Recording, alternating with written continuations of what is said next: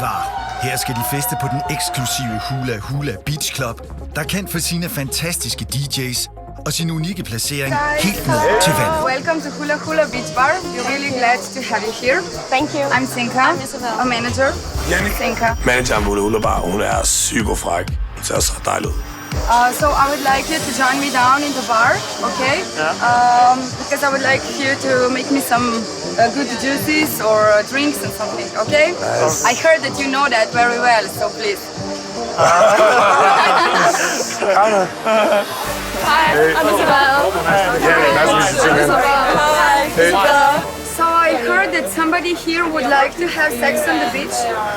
So who's gonna make this for me? Manageren, hun har en super fed udstråling, og er bare mega smilende og mega på.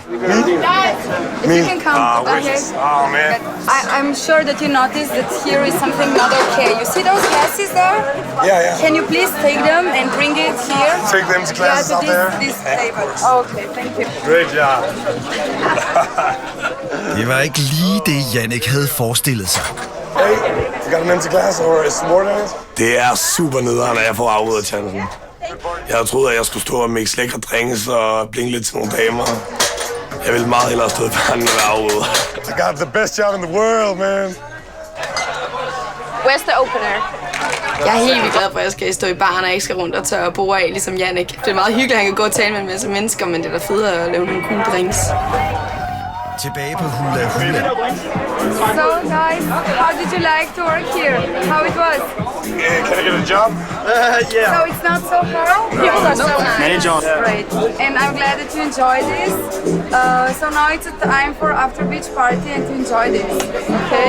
Skal vi gå op til vores bord? til bordet. Kom nu. Helt sikkert. Dagens arbejdsopgave er udført med bravur, så nu kan der holdes fyraften. Nice working with you, man. Se med efter pausen, hvor festen når helt nye højder med lektioner fra twerk-dronningen. Mastergrad i det der, virkelig. Oh my god! Det er en maskine! Det er en maskine!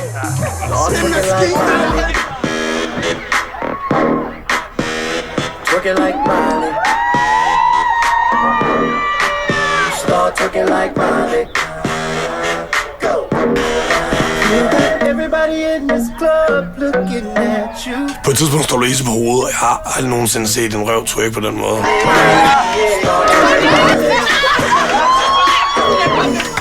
Det er fucking vanvittigt at stå foran så mange mennesker, og det føles næsten som om, at vi jeg synes, at det Efter er en en vild skala. eftermiddag på Hula Hula Beach Club er det blevet tid til at komme hjem og blive